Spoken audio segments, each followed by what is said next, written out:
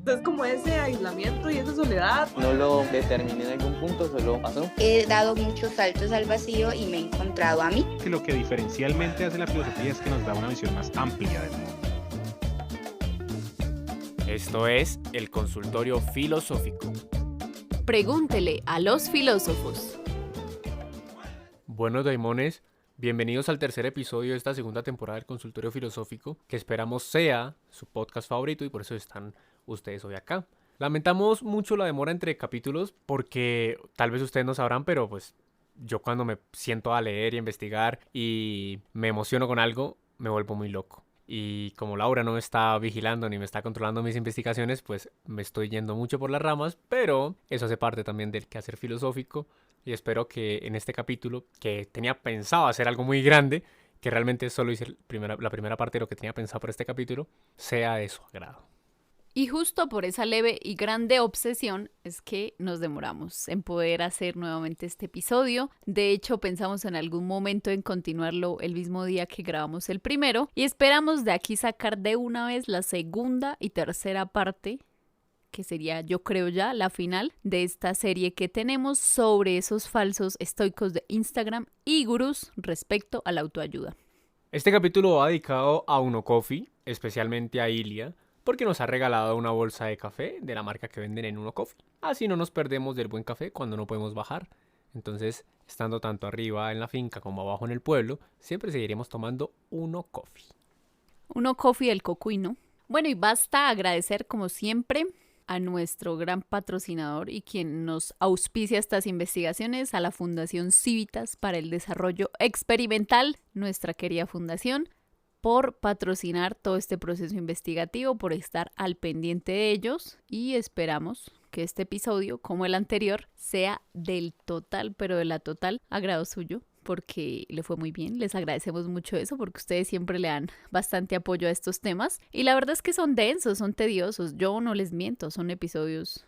Para nosotros es súper divertido grabarlos, pero yo sé que debe ser un poco tedioso escucharlos, a pesar de que nos gusta escuchar a nosotros tecnicismos.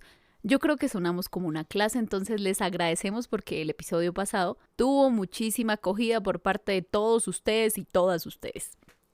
Laura es muy optimista con el resultado que espera con estos podcasts de que salgamos la segunda y la tercera parte pronto. Yo no tanto, pero es porque, claro, cada vez voy descubriendo más cosas y estoy seguro que a medida que empiece a hablar con Laura en estos podcasts, iremos sacando e hilando muy finamente todo este argumento. Por lo tanto, aguántense que yo aspiro y espero que sean 20 capítulos. No me extrañaría, sin embargo, como todo hay que concluir. Tenemos que concluir en algún lado, pero sepan que esta investigación en este momento está siendo, no sé cómo usar la palabra, no original, pero está siendo nueva, no tiene nada que ver con ese proceso investigativo donde quizá usted ya entiende una conclusión y sabe a dónde va a llegar con ella. Para nada. En este momento no sabemos a dónde vamos a llegar. Sabemos que esto tiene un trasfondo y una justificación porque eso es lo que les queremos mostrar a ustedes, de pronto clarificar, dar evidencia a ustedes de ciertas cosas que nosotros ya presentíamos, quizá desde el pregrado, que nos contaron varias profesoras, varios profesores en sus investigaciones personales. Sin embargo, esta que les estamos dando a ustedes, no sabemos el punto concreto con el cual decirles esto es lo que queremos concluir. Entonces vamos a seguir divagando con ustedes porque esto nos anima y nos obliga a investigar al fin, que es algo que carecemos porque estamos aquí en el campo. Ustedes saben, dejamos la academia hace un rato y cuando uno no tiene esa presión de la academia encima, es difícil que nos sentemos a investigar por cuenta propia. Entonces nos inventamos esto, programas, proyectos, procesos, alguna cosa que nos involucre y que nos obligue a presentar al final investigaciones. En este caso son ustedes, así que les agradecemos a ustedes especialmente por este proceso investigativo que estamos llevando a cabo obligatoriamente por ustedes. Como en todo libro de filosofía, vamos a hacer acápites para ir abordando mejor las problemáticas que surgen en estas investigaciones que estamos realizando. Ya Laura les dijo, son investigaciones que están surgiendo ahorita de carácter, sí, no sé tampoco si decirlos originales, sino como de este carácter actual nuestro. Entonces, vamos a recordar un poco lo que dijimos el capítulo anterior, casi digo la clase anterior, pero sí también la clase anterior, para entender por qué hoy hablaremos de movimientos sociales y esperamos, no lo vamos a hacer en este capítulo, pero esperamos ir concluyendo acerca de estos coachings, personal trainers y los estoicos de Instagram. En el capítulo anterior hablamos de una pobre historia de la psicología, pobre por nuestro resumen corto y defectuoso, puesto que si pudiéramos abordar la historia de la psicología y de los conceptos importantes y autores y los problemas que abordaron, esto sería muy genial. Pero prometemos que si alguna vez vamos a hacer una clase con unas 16 sesiones, que es lo mínimo que hace un semestre, vamos a extendernos realmente a las obras y a los momentos importantes de cada época para tratarlo como a profundidad. Mientras tanto, pues seguimos haciendo esta idea, lanzando esta idea hacia el totazo a medida que vaya surgiendo. ¿Y por qué empezamos hablando de la psicología? Porque, y eso creo que no lo dijimos la vez pasada, la psicología significa psique, alma, logos, palabra, tratado, pensamiento. Dependiendo de la gramática griega que ustedes estén utilizando, pueden escoger a gusto su significación. Hablamos de que la psicología ha perdido su fundamento que, tal como lo decía Husserl en la crisis de las ciencias, fue usurpado a la filosofía. Y hoy son los coachings, los personal trainers, los que le han robado el fundamento a la psicología. Hablamos de autores como Husserl, Brentano, Jung, Alfred Adler, Castoriadis, entre otros.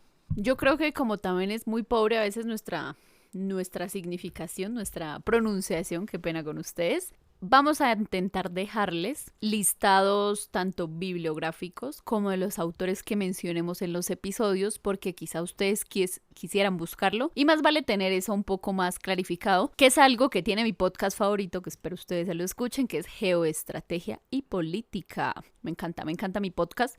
Y ellos, a pesar de que tienen eso en su página web un poco más estructurado y hacen varias salidas de academia, siempre tienen como todo dentro de un enlace. Vamos a tratar de dejarles esto. La próxima semana ya estará eso en este episodio al menos. Vamos a ponerles ya la bibliografía, algunas cositas de las cuales estamos tomando esta investigación y sobre todo los autores para que ustedes también los estén buscando. Quizás hasta nos estemos equivocando en la pronunciación, pero ustedes lo reconozcan. Baste solo leerlos. Oiga, si no había pensado lo de la bibliografía, yo creo que es porque como estamos muy encerrados en nuestras investigaciones, no he pensado en botarles, pero de hecho con el video de Perbach, lo que yo quería era botarles... de hecho ahí les boté bibliografía, pero luego no les boté con la que terminé el video, ¿no? Pero muy importante, sí, vamos a hacerlo. En este nuevo episodio queremos plantear el mismo análisis que intentamos hacer con el capítulo anterior, pero esta vez desde movimientos sociales e intelectuales que han transformado lo que conocemos como la historia de nuestra sociedad. Entonces recordemos que la historia no es solo un acontecer sucesivo de eventos, sino en palabras de George Lukács, la historia es el resultado dialéctico de las contradicciones del desarrollo económico y social de la sociedad. Y es que la historia no es una capítulo aparte de la filosofía, o bueno, a veces se nos olvida tratar acerca de la historia de la filosofía y de la filosofía de la historia. Y esto no es menor para nuestros estudios, porque podríamos decir que la filosofía de la historia, desde Kant hasta hoy en día, ha sido una cuestión acerca del poderío de la voluntad y la libertad, debatidos desde la metafísica hasta la ciencia de la naturaleza. Pero no me voy a extender más en eso, sino vamos a empezar a hablarlo de una. Por lo tanto, con el movimiento con el que voy a arrancar este análisis va a ser la Revolución Francesa. Me encanta, guillotinas, vámonos con ello. Voy a serles muy sincero, yo de historia he leído muy poco, he leído enciclopedias y por eso quise comenzar con la Revolución Francesa y luego voy a hablar de la Ilustración, porque las enciclopedias me parecían algo muy loco. Y lo que les dije alguna vez sobre YouTube es una gran enciclopedia en la que pueden encontrar de todo. Pero entonces, según la Enciclopedia Británica, la Revolución Francesa fue un periodo de gran agitación social que comenzó en 1787 y terminó en 1799. Bueno, aquí vamos a empezar a corregir cosas porque, primero, la Enciclopedia Británica es de los británicos. Y a día de hoy, 6 de marzo de 2025, seguimos detestando a los británicos. Así se lo decimos desde este podcast. Yo sé que la mayoría de personas que estudian los movimientos sociales saben que Inglaterra ha dañado con el mundo. Inglaterra es el mal peor que le ha llegado a este mundo. En verdad no le ha pasado nada más a este mundo, sino es por culpa del poderío británico. Pues aquí en estas, ¿qué puedo decir? En estas significaciones, no. Les voy a decir algo. Resulta que la diferencia con la llegada de la Revolución Francesa, que es algo muy fundamental dentro de la historia, es que la Revolución Francesa marca un hito de permanencia mucho más grande y que va antes del 87. Lo recuerdo mucho porque sé que va desde el 30 aproximadamente, que es desde donde yo estoy leyendo a Hobsbawm, que por cierto deberían leerlo ustedes, con su libro La Era de la Revolución, gran historiador, de verdad supremamente certero con sus apreciaciones y supremamente objetivo con ello. Y cuando ustedes lo lean se darán cuenta que él también le echa la culpa a los británicos por todo lo sucedido en el mundo. Si bien podríamos nosotros datar la Revolución Francesa con esa fecha en específico, lo cierto es que el proceso de la Revolución Francesa se vino gestando porque anterior a ella teníamos un proceso de revolución que regularmente siempre pasaba en la historia. No crean que el único y gran momento revolucionario de la historia fue ese, el de la Revolución Francesa en específico, sino que justamente que haya existido la Revolución Francesa es porque en ese momento se adquirió la idea de revolución como una actitud de vida de ciertas clases, especialmente las clases pobres y las clases obreras. De ahí que ese haya sido un evento magnánimo que permitía partir en cierto el mundo, en cierto antes y después. En especial eso, adquirir esa actitud revolucionaria y de disposición ante el mundo. Por lo regular ya siempre habían revoluciones y habían levantamientos en contra de los ricos, que era lo que más sucedía, pues porque ellos siempre siguen siendo hoy quienes oprimen a las clases más vulnerables y a las clases más bajas. No era un fenómeno extraño, sin embargo, a partir de la Revolución Francesa es que marcamos el cambio actitudinal de las personas y de los movimientos sociales y vulnerables para comenzar un proceso de revolución constante. Esa vuelta es que yo no leo Hobsbawm, pero me fío de la enciclopedia británica porque pues me fío en las enciclopedias. Ya nadie las lee, yo tengo una enciclopedia, una colección de enciclopedias que atesoro. El objetivo de la Revolución Francesa entonces era cambiar por completo la relación que había entre los gobernantes y los gobernados, y eso quería redefinir la naturaleza del poder político. Se desarrolló en el proceso de ida y vuelta entre fuerzas revolucionarias y reaccionarias. Ocurrió, entre muchas de las cosas que pasan cuando pasa algo, un suceso, no crean que solo pasa algo y estalla. Cuando salga mi artículo sobre el horno de la guerra se van a dar cuenta que no, que hay muchas cosas alrededor de eso, que no solo es un suceso específico el que hace que estalle todo, sino que hay una serie de repercusiones que hacen un ambiente, que hacen un espíritu por el cual suceden las cosas. Sucedió porque la burguesía, los comerciantes, los fabricantes, esos que eran los que tenían los hacendados, por así decirlo, habían ganado un poder financiero, pero estaban excluidos del poder político. Entonces, quienes estaban excluidos, quienes estaban socialmente por debajo de estos como burgueses, no tenían casi nada de derechos y la mayoría pues estaban pobres y iban a empobrecerse mucho más. La monarquía en ese momento ya no se consideraba como un mandato divino y estaba perdiendo su credibilidad, y cuando el rey intentó aumentar la carga de los impuestos sobre los pobres y sobre estos burgueses y hacendados, pues ahí todo el mundo dijo, no, papá, con nosotros no va esto, nosotros tenemos nuestras cosas, cóbrele a los pobres, a nosotros no nos va a cobrar, ¿cómo así? Y entonces ahí la revolución era casi inevitable. Ocurrió entonces que el rey Luis XVI de Francia se dio a la idea de esta nueva constitución y a la soberanía del pueblo, pero al mismo tiempo cuando él les dice a la gente, bueno, está bien, a ver, vamos a cambiar estos poderes, él manda unos emisarios a los gobernantes de los países vecinos en busca de ayuda para poder restaurar su poder. Muchos revolucionarios, especialmente los girondinos o los girondinos, quienes eran un grupo informal de políticos republicanos, y tengan claro eso, que son políticos republicanos, que empezaron primero siendo muy críticos ante la corte, pues ¿cómo así que me van a poner impuestos a mí? Y entre cuyas figuras más importantes estaba, y perdonen otra vez mi pronunciación, Pierre Victorien Vergniaud, quien era un orador del partido de los girondinos y que luego se convirtió en el presidente de la asamblea mientras Luis XVI estaba perdiendo poder, y que a cortas de ver que esa clase baja, quienes estaban privados de derechos, iban sí o sí a tener que ir a luchar por sus derechos, iban a coger un poco más de poder, iban a reformar todo esto, el Vergniaud decidió hacer un trato con Luis XVI, pero imagínense que no le salió la vuelta, y entonces al man y a Luis XVI, pues como saben ustedes en la historia, los terminaron metiendo en la guillotina. Y entonces, pues estos revolucionarios que estaban ahí en la Revolución Francesa creían que esta revolución debía extenderse por toda Europa. En el marco de la Revolución Francesa, estamos viviendo una época que era la Ilustración. ¿Y qué es la ilustración? Pues bueno, así como ustedes se están preguntando eso, Kant también se preguntó qué era la ilustración y respondió a eso con un ensayo titulado ¿Qué es la ilustración? Yo tengo una edición de Caronte Filosofía, que se las puedo pasar a ustedes en la bibliografía, que contiene el ensayo de filosofía de la historia y también el ensayo de qué es la ilustración, aunque creo que en muchas de las ediciones es como el mismo ensayo. Y si es así, pues yo tal vez estoy confundiéndolo los dos. Para Kant, la ilustración consiste en el hecho por el cual el hombre sale de la minoría de edad. Escuchen esto, él mismo es culpable de ella. La minoría de edad estriba en la incapacidad de servirse del propio entendimiento sin la dirección de otro.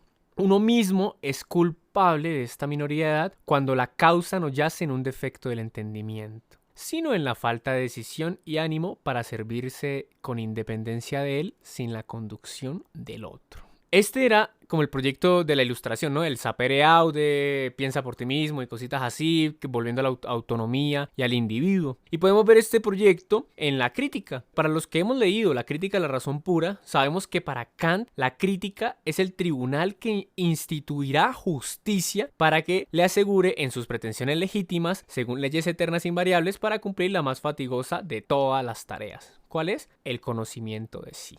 Lo que nos da como el problema general de toda la crítica, el problema general de la razón, la siguiente pregunta: ¿cómo son posibles los juicios sintéticos a priori? Pero bueno, esas son cosas que no vamos a centrarnos en hablar sobre la crítica a la razón pura, pero que aguantaría mucho, porque en esa búsqueda de autonomía e independencia del sujeto por la razón, Kant dice eso, bueno, ¿cómo son posibles estos juicios sintéticos? ¿Cómo es posible que podamos tener estos juicios que van más allá de la experiencia? Y bueno, ya todo esto se los voy a ir diciendo más adelante. No olvidemos que la razón pura, que el concepto de razón pura, que es principalmente expuesto en Leibniz, pero que se difunde gracias a la crítica, significa que la razón pura es la razón en sí misma. Es la máxima facultad de conocer sin tener intermedio de la experiencia.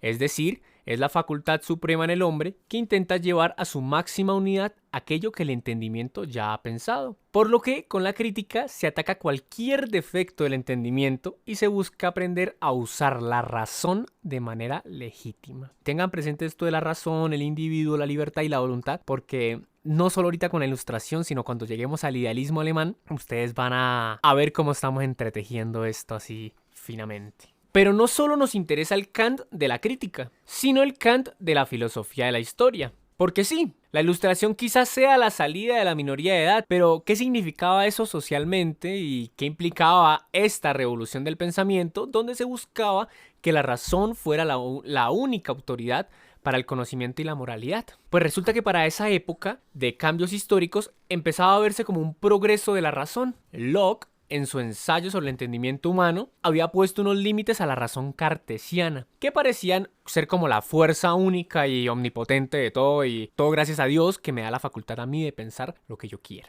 Prácticamente lo que Locke había dicho era que la razón no podía prescindir de la experiencia, ya que permitía organizar el entendimiento, lo que implicaba que los límites que iba a tener la razón llegaban hasta los límites de la experiencia. La ilustración, tal como vimos en Kant, pretendía traspasar estos límites de la experiencia. Y por eso es tan importante, porque bajo estas líneas de querer pasar los límites de la experiencia es que se monta una religión, se monta una filosofía política y se monta una interpretación filosófica de la historia, la cual tiene como propósito pensar una historia en la que sea posible el progreso. Claro, este progreso siempre que sea visto como un progreso de la razón que puede dominar una época. Esta ideología del progreso me encanta porque surge justamente a raíz de ese surgimiento de la clase burguesa. La clase burguesa, en verdad, fue una clase que surgió con posterioridad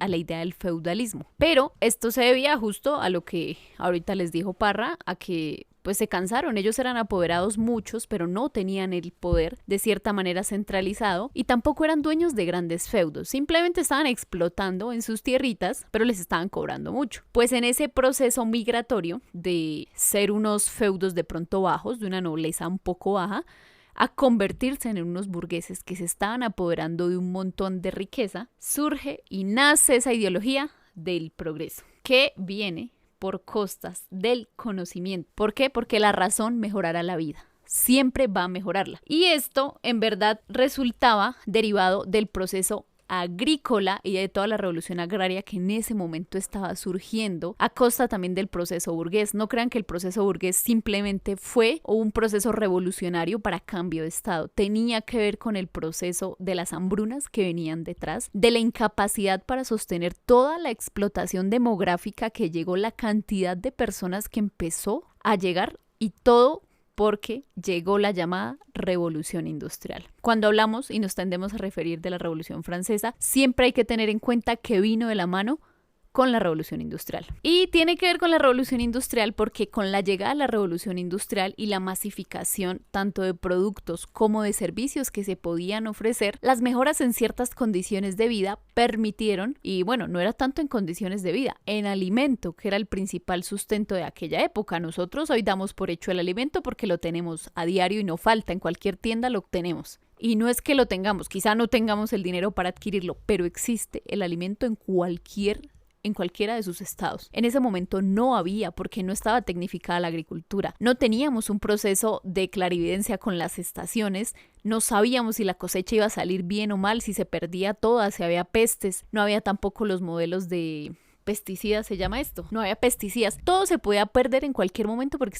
nosotros dependíamos de la naturaleza. Con la revolución industrial, este proceso acalla bastante, ya no dependemos de la naturaleza. ¿De qué dependemos? Del progreso de esa máquina que nos está ayudando a sembrar. Si se perdió la cosecha, podemos volver a sembrar otra y garantizar comida. Para que esto explotara y tuviese ese auge, el auge proletario también dependía de que empezó a haber más personas, y por esa explotación demográfica que existió es que ocurre y tiene que venir una revolución agraria, porque ya no daba sustento ningún país para mantener a tantas personas. El hambre se estaba arrasando a toda Europa, se la estaba llevando por completo, y de ahí que nace este modelo de revolución agrícola que vino con la Revolución Francesa. Pues resulta que con estos feudos, que ustedes saben, si no lo saben muy bien del proceso feudal, el feudo, así como en los hermanos Grimm, estaba un señor líder, como en El gato con botas. Si ustedes se acuerdan en el episodio El gato con botas de los hermanos Grimm, ellos van a visitar a un gran señor en un castillo que era el mago, y cuando ellos van pasando a través de las tierras les dice: ¿de quién son todas estas tierras? Y todos los campesinos dicen: de tal, del mago no sé qué. Y todo ese tierra o ese modelo, sí, claro, porque en ese momento habían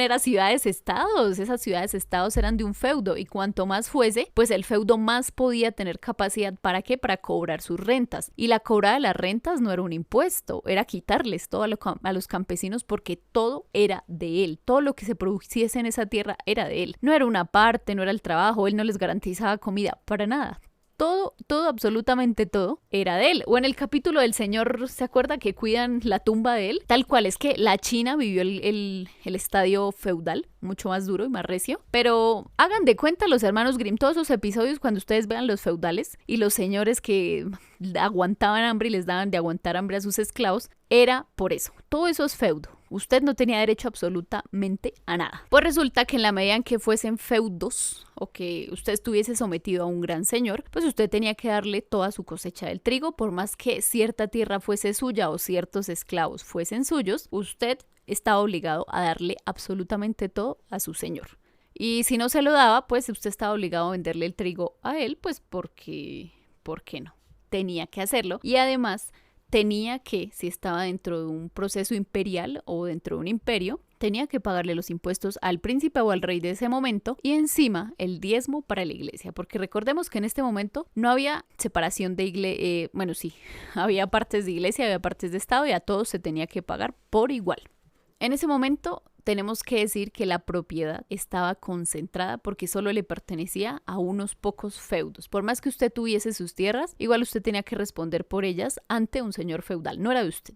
Pues resulta que ya cerca a lo que se venía con la Revolución Francesa y cerca a lo que ya terminó siendo ella o posterior, surge con ella, aparte de esas burguesías, surge esa clase de empresarios que eran agrícolas y granjeros, ¿no? Cuando hay este proceso revolucionario de quitar el feudo de encima, los primeros que se levantan pues son todos ellos. ¿Quiénes? Quienes poseían cierto poderío sobre ciertos siervos y estaban enterados más o menos de la clase intelectual y podían acceder a las ideas que en ese momento traía la revolución desde todos lados. Recuerden las ínfulas de la revolución, tenía que expandirse por toda Europa, y para expandirse pues tenían que hablarla, tenían que darla, y los pocos que podían entender la lengua pues podían acceder a este mundo cultural y empezar a pensar en el modelo que más les convenía, que era que liberarse de los feudos. Eso era lo más básico. La agricultura en toda Europa. Vamos ahorita a separar Europa y bastante a Inglaterra, porque el caso de Inglaterra fue distinto, pero solo en Europa, la parte de Europa sin Inglaterra, era bastante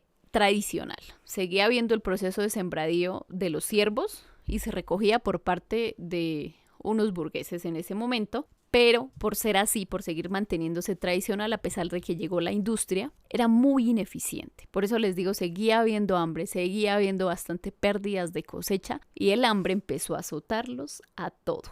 La alimentación, en verdad, era un modelo, ¿cómo se llama esta palabra que ahorita usan para seguridad alimentaria? La seguridad alimentaria era, si al caso, cercana, si usted tenía en su huertico su propia comida. De resto, usted no tenía garantizado comer de ningún lado. Pues resulta que con la llegada de Kant y esa razón, el mundo de la agricultura, pues que se veía banal. Era el mundo de los esclavos, era el mundo perezoso en el que usted malgastaba su vida, pero era el sector que estaba enriqueciendo los bolsillos de la mayoría de los burgueses. Quizá el mundo del comercio, aquellos quienes empezaron a ser intermediarios de ese modelo agrícola, y de pronto los manufactureros que empezaron a empacar o cosas así, y de pronto una que otra actividad técnica o artesanal, y pues por supuesto los intelectuales que surgían pues entre sí, era algo que les confiaba a ellos de cierta manera y que empezó a ser bastante animado en esa clase que podía entender ese modelo de razón y se empezó a expandir de manera brutal. Pues resulta que ese modelo de 1780, que ya fue cerca a la revolución, los gobiernos continentales que empezaron a aspirar a esa política racional que traía consigo la idea de la razón como modelo de formación y de creación de un estado político, lo que hicieron fue fomentar el progreso económico y de manera especial un desarrollo industrial que ya venía de la mano con la revolución industrial. Esto solo para Europa. Créanme que Inglaterra se demoró mucho en adquirir este modelo porque allá el modelo industrial no estaba dando, primero, ni frutos y segundo, no empezaron a implementarlo de la manera que sí en Europa empezaron a creer en él. Por eso Inglaterra fue azotada primero, toda la isla, todo Reino Unido, es que se llama la isla, perdió muchas personas, muchas más que toda Europa, por no implementar este modelo industrial. Pero aún con eso, para esta época, las ciencias, todo el mundo respecto al conocimiento, a las academias, a las universidades, aún no tenían esa división que hoy nosotros conocemos como entre unas ramas puras y otras inferiores que eran como esas ramas aplicadas, pues porque básicamente no había nada de eso. No se aplicaba el conocimiento a los modelos pragmáticos, tanto agrícolas como de ser de las personas, para las manufacturas. Todo esto llegó, todas estas ciencias prácticas llegaron con la revolución industrial, con la creación del motor, con la implementación de varias máquinas. Solo allí empezamos a ver una división entre las ramas puras, que son las teóricas finalmente, y las mal llamadas pragmáticas. Aquí la revolución empieza a tener su fuerza, obviamente, por ese evidente desarrollo industrial que empezamos a tener gracias a la revolución industrial y sobre todo al modelo comercial que se empezó a implementar entre países. También, obviamente, al racionalismo económico y al científico que se creía asociados a ellas de manera inevitable, pues porque surgen en el mismo momento. Entonces creyeron que el modelo racional era el que más progreso le estaba garantizando a la sociedad, pues de inevitable manera. Y con el surgimiento de las ideas de la Ilustración, pues claro que sí, la razón es la que nos va a salvar de este mundo. De ahí que la ideología del progreso nos diga que la razón nos va a mejorar la vida. ¿Por qué? Porque empezamos a obtener más alimento, empezó a llegar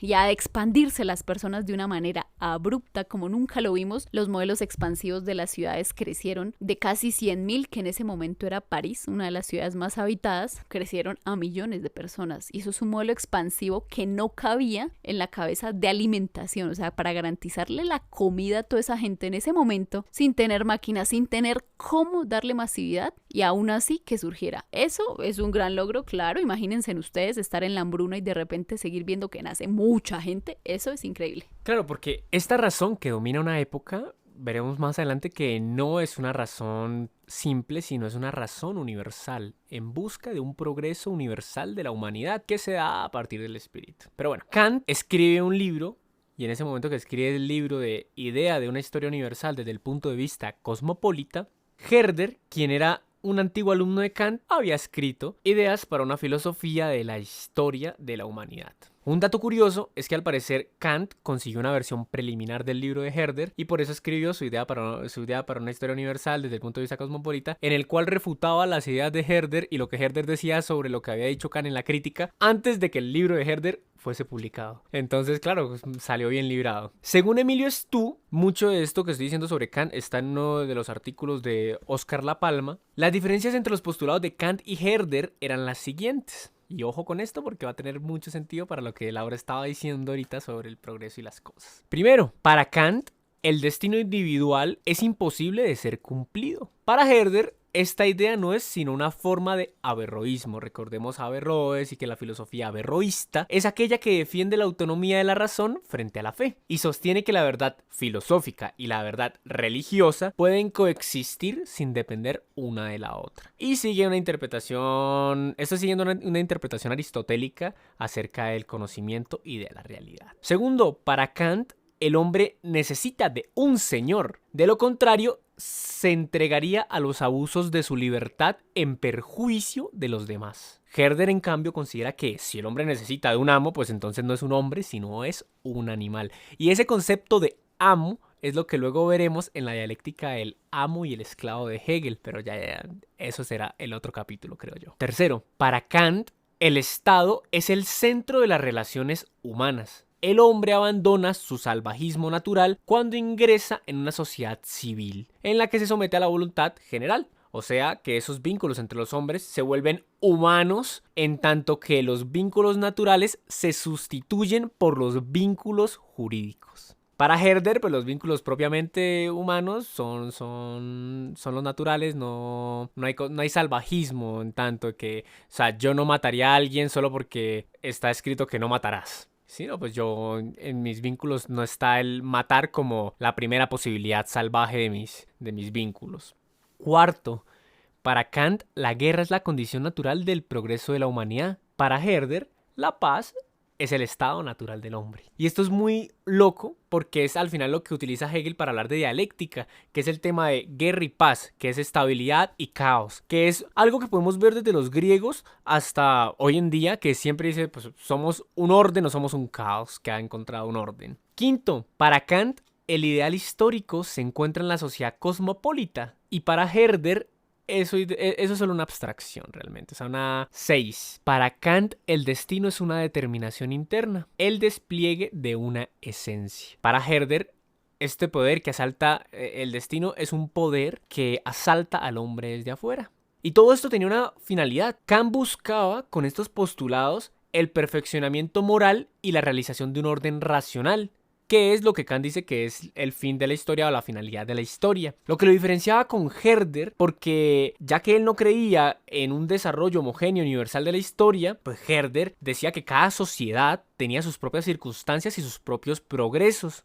Vemos que en esta época estuvo marcada entonces por las luchas internas como las revoluciones y las nuevas instauraciones de soberanía, incluyendo también una nueva concepción de las personas como sujetos autónomos y racionales. Esto estuvo en una época de materialización en la política y por ello vemos que Rousseau, filósofos como Rousseau, escribieron El contrato social, que escribieron El origen de la desigualdad entre los hombres y todas estas obras que van a este cambio histórico sobre lo que es el sujeto. ¿Qué buscaban realmente estas obras? Que la razón fuera la guía de todo proyecto de emancipación. Quizás esto fue más llevado a la profundidad en el idealismo alemán, pero la cuestión del relativismo histórico y el universalismo, que eran las dos disputas gigantes que venían también de la lucha de los jacobinos y de los jesuitas, esto generaba la discusión de si existía un espíritu propio en cada pueblo o si había un espíritu homogéneo, que fue uno de los principales debates, que prepararon lo que sería el idealismo. La mayoría de estos autores, que podemos nombrar a Fichte, Hegel, Schlegel, entre otros, quisieron abordar los límites que había propuesto Kant y no solo enfatizar en cómo se construye el conocimiento, sino que también esos límites, los que da la razón, los de que la razón organiza la experiencia, también servían para crear realidad. Todo eso solo para hablar de la ilustración, de los cambios políticos acerca de la concepción, porque creo que Francia ahí adoptó el de libertad, igualdad y... ¿cuál es el tercero? Y fraternidad. Claro, que era lo que buscaba al final, cómo convertir ese espíritu que estaba homogenizado en los principios autónomos individuales que son guiados hasta la razón, y que gracias a esos principios guiados por la razón es que nosotros nos comprometemos como sociedad a vivir de cierta forma que la razón estipula. Bueno, pero yo creo que eso era más propaganda que en verdad que lo o sea, que ellos lo creyeran, porque en verdad todo este proceso, yo creo que aquí hubo 3 cosas que dieron pie a que la Revolución Francesa fuese posible. Y fue primero pues la ideología, pero era una ideología que no solo venía pues de algún lado, y no era proveniente de los burgueses, sino yo creo que fue la ideología del liberalismo, lo que dio pie a que eso se separara. Segundo, pues la revolución industrial, y tercero, que en ese momento justo a todo el mundo se le dio por levantarse al tiempo. O sea, esos 3 factores sembraron en sí una idea que a nivel, podemos decirlo mundial, porque en ese momento mundial era solo Europa, pero que dieron la posibilidad de que se empezara a crear un discurso en torno a un levantamiento que permitiera que una liberación de unos yugos que eran los reyes, me imagino en ese momento. Ya, con eso ya tenían un modelo pero ¿qué iban a hacer con eso? De hecho, no había un prospecto posterior a las revoluciones, casi nunca los hay porque en los modelos revolucionarios siempre... No soy teórica de ellos, pero lo que tiende a pasar con el proceso revolucionario es que solo se piensa en el modelo de luchar o ir contra la cosa, pero no en pensar si posterior a si eso funcionara, ¿qué voy a fundar yo?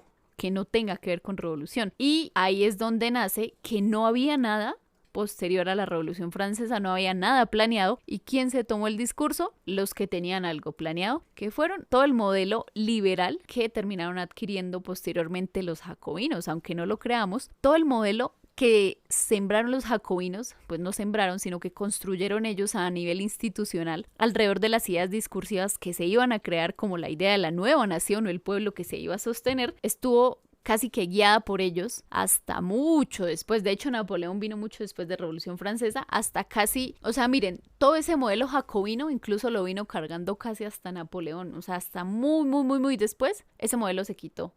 Pero ese modelo jacobinista fue el que surgió justo porque ellos sí tenían una idea de qué hacer con eso. ¿Qué íbamos a hacer después de la revolución? Ahí está, pues los únicos que tenían algo planeado fueron ellos, porque igual piensen lo que iban a hacer si llevaban muchos siglos viviendo tras monarquías, tras feudos. ¿Quién se iba a inventar qué modelo nuevo para que se gobernara? Porque ya eran ciudades enormes. A ese punto ya no podíamos hablar de unas tierras, de una comunidad, de una pequeña ciudad. Eran ciudades que respondían a ciudades-estados enormes, que ya para atrás no podían echar. Y ya no teníamos la excusa del imperio, ya no se podía subir un rey en ese momento con tanta hambre, no teníamos la excusa de que se subiese un nuevo dictador porque nadie lo iba a sostener. Todos estaban muriendo, no había posibilidad siquiera de pensarlo.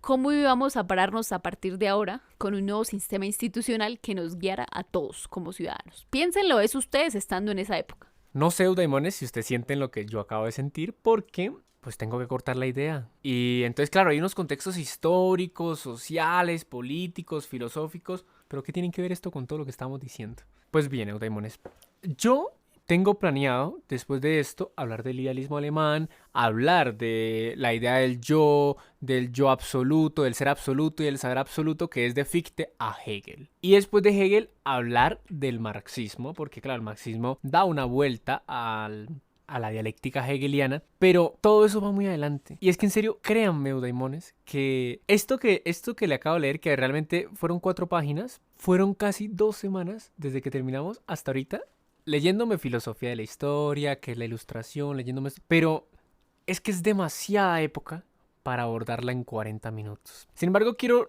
que nos sentemos aquí ya a redondear lo que yo quería decir o contarles lo que yo quería plantear. Y es que, si bien en el capítulo anterior hablamos de la historia de la psicología, dando estos giros del individuo, porque recuerde que antes la psicología veía al sujeto como un objeto, luego pasó esta psicología humanista, luego esta psicología que buscaba ya ser más práctica y luego terminó convirtiéndose en algo de rendimiento, vemos una degradación del yo, del sujeto. Como les dije, psicología significaba las palabras del alma, el tratado del alma, acerca del alma. Aunque eso es perisigés, pero bueno. Era hablar sobre esta cuestión del alma, del cuidado del alma y del hombre. Vemos que en la psicología hubo un cambio repentino que ya no solo trataba eso, sino que buscaba una idea de rendimiento en un modelo económico y político de nuestra situación. Con esta primera parte de la Revolución Francesa y la Ilustración, yo quiero que vean, porque claro, creo que tuve una falla tremenda ahorita, y era que antes de esta Revolución Francesa y de esta Ilustración, ¿cuál era el entendido del sujeto? Y creo que no hablé de eso, sobre el tema de esclavos, sobre el tema de si quién es dueño de qué, quién es tal cosa, y creo que ahí estriba uno de mis mayores defectos para esto. Pero creo que yo tengo la respuesta y la acabo de encontrar al fin en mi pedazo de cuaderno. Bueno, es que en verdad creo que lo más certero que nos dio la Revolución Francesa o lo más guau que tenemos para el día de hoy es la idea de Estado que hoy entendemos. Para nosotros hoy es obvio que el Estado es esta cosa que nos sostiene de manera administrativa o que está de manera independiente a todos nosotros, pero también para ese momento, posfeudalismo, era que pudiese mostrar que las naciones o los pueblos existían como algo totalmente independiente a los reyes o a sus amos, que eventualmente eran los estados, y que en verdad estos pueblos eran independientes de sus gobernantes, que eso es lo más fundamental que tenemos para el día de hoy, que nosotros no somos lo del presidente, no somos lo de un rey, y que no somos eso. Esa independencia y es la autonomía del sujeto, que es finalmente la que sí tuvimos gracias a ese poder y a esto que vino con la Revolución Francesa y con toda la ideología también del liberalismo. O sea, eso yo no se lo voy a negar al liberalismo. Ahí sí, de ahí viene. E incluso pensar que esos pobres esclavos y esa pobre clase obrera existían como algo totalmente independiente a la clase que las dirigía o a sus amos, que no eran ellos. Y pues finalmente esa idea de que el pueblo es el que constituye la nación permitía la universalización y congregar un sentimiento entre el pueblo que dio masividad, claro que sí, y que existiese y naciera esa idea que hoy tenemos de que las masas son tan poderosas como los gobiernos, que de ahí finalmente es de donde va a venir la idea del espíritu de los pueblos de Hegel, ¿vale? Eso lo vamos a ver más adelante, espero que ya se los mostremos en el siguiente capítulo. Y que finalmente esa fue la bandera y la que les dije desde el inicio que adopta a partir de hoy todas las actitudes respecto a la revolución, que no eran unos simples levantamientos por obtener mejores condiciones siendo pobres o esclavos, no, es la actitud de saber que yo, toda mi comunidad y todo nuestro pueblo nos podemos un día levantar porque somos el Estado que conforma esa nación y somos más que el único gobernante que esté allá arriba o la única clase dirigente o el gobierno que allí esté. La actitud que les hablé desde el inicio de la Revolución Francesa no es solo el momento de que guillotinaron y ya. No, fue la actitud y la disposición que puso en el mundo de saber que todos somos parte de una nación y conformamos un pueblo. Yo sé que muchos de ustedes tal vez en este momento dirán, pero bueno, ¿qué es la conclusión? Porque la vez pasada sí tuvimos como una conclusión más preparada. Pero si confrontamos el capítulo segundo con este capítulo tercero, pues nos vamos a dar cuenta que estamos al final de cuentas rastreando el concepto de sujeto y de individuo. Que claro, para estas épocas todavía no está muy marcado. Que empieza a demarcarse la autonomía, la razón, la libertad, la igualdad, la fraternidad, pero que en esos momentos todavía sigue siendo algo muy objetivo porque no ha existido la revolución del yo, que es algo que vamos a ver después con Fichte y luego con Hegel, y de ahí en adelante pues vamos a verlo con el romanticismo alemán también y ya luego con la lucha de clases. Pero a lo que quería llegar con este primer momento era esa búsqueda que se empezó a dar en filosofía o en filosofía de la historia acerca de lo que era el sujeto. Un sujeto libre, un sujeto que pudiera dominar bajo la razón. Que es por eso que Kant empieza a hablar de que pues, somos espíritus libres, que de igual tenemos que rendirles porque nuestra experiencia y nuestra razón tiene un límite y al final el límite es el amo. Es ese señor, es ese Dios, esas cosas que no podemos nosotros nunca adquirir, pero que en proyectos como Schopenhauer, de decir Kant llegó al idealismo con esta cosa y no hizo nada, es lo que vemos en Hegel. Porque Hegel hace algo muy loco al final de cuentas para hablar del sujeto y yo creo que Hegel rompe todo y de ahí empezamos ya más con algo más concreto que es Hegel y Marx. Y luego pues ya hablamos de psicoanálisis, que también pues la vez pasada no lo tomamos, pero pues vamos a retomarlo cuando hablemos de marxismo y psicoanálisis, porque son los grandes estadios del yo y de la comunidad. Entonces, ¿Hegel qué hace? coge los postulados que tiene Kant y coge los postulados que tiene Herder y dice, Kant tenía razón hasta este punto, pero Herder también vio esto, porque a Hegel le gusta el destino de los pueblos. En sus lecciones sobre América Latina, ¿por qué hablamos de esto para terminar hablando de coachings? Tal vez este capítulo no dijimos nada sobre coaching como la vez pasada, pero es porque después del siguiente episodio sí vamos a entender cómo todos estos movimientos sociales, claro que se surgen tras revoluciones, como por ejemplo pensar en autonomía, libertad, igualdad, fraternidad desde la Revolución Francesa, luego en el idealismo alemán surgen otros conceptos del yo, del saber absoluto, luego después de la lucha de clases, la Revolución Obrera, surgen otros conductos y otros conceptos sobre el sujeto. Vamos a ver cómo después de eso, en el comienzo del siglo pasado, hay otra concepción sobre el yo. Y en este comienzo de siglo, ¿cuál es nuestra concepción de yo? ¿Y por qué ahora sí hay un culto al ego, hay un culto al yo, que es pensar en, por ejemplo, en mentores del yo? No sé si sigue muy en las nubes, Eudaimones, porque estoy en ese momento en el que criticamos tanto a ciertos profesores cuando tienen muchas ideas e hilan y no concluyen, pareciera que no concluyeran, pero espero que ustedes, los que estudian filosofía y los que no, hayan tenido un atisbo de poder captar algo. Que tal vez en todo mi discurso sí hubo algo que hilar. Y que claro, tal vez se hila con el siguiente episodio y con el anterior. Y que cuando ya hablemos de estos coaching personal trainer para devolvernos luego al cuidado al alma y a los griegos, pues ya haya un hilo fino. Que yo sí espero terminar porque siguen proyectos, siguen escrituras. O sea, podríamos ahorita hablar del idealismo alemán y podría decirle todo esto que ya tengo en intuiciones sobre lo que viene. Pero pues ya son 50 minutos, Eudaimones. Y miren, esto yo quería abordar todo, o sea, desde la Revolución Francesa hasta Marx en este capítulo. No. Y pues eso casi no se va a poder hacer. Ay, es que ojalá tuviéramos 7000 horas sin tener que ponernos a editar esto para ustedes. O sea, solo grabarlo, solo contarles y ya. De hecho, sin un hilo, porque igual esto nos obliga a tener que crearles a ustedes un hilo que tenga coherencia, y esto por ahora no tiene coherencia. Como les dijimos desde el inicio de estos episodios, esto no va a tener mucha coherencia justamente porque estamos haciendo un proceso de esbozo y de divagaciones, y cuando hay divagaciones las cosas no es que carezcan de coherencia, sin embargo, no tienen de todo ya el resultado. Como dijimos, no tenemos ya la respuesta, no sabemos a qué vamos a llegar, pero pues con hoy hicimos ese esbozo para plantear la idea del yo. ¿Por qué el yo? Por la libertad y la autonomía, que son fundamentos, razón, libertad, autonomía, fundamentos del yo. Con Fichte vamos a ver en el yo absoluto, vamos a ver eso por qué sirvió, por qué toda esta discusión de Kant y de Herder sirvió para tener una idea de yo, y que eso luego va a tener mucha repercusión en el yo y en el nosotros de comunidad. Pero eso viene después de la historia de los pueblos y las lecciones sobre la historia de la filosofía de Hegel. Bueno, entonces bastaría decirles que esta idea del yo igual sí traía muchos rezagos de este liberalismo, por eso era necesario mencionárselos. Algo que sí trajo de claro fue la idea de que la libertad era algo muy solitario para los grandes terratenientes, así como en los hermanos Grimm, ese jefe que se muere cuando le cuidan la tumba, así tal cual. Es que créanme, las caricaturas no se equivocan, es por algo.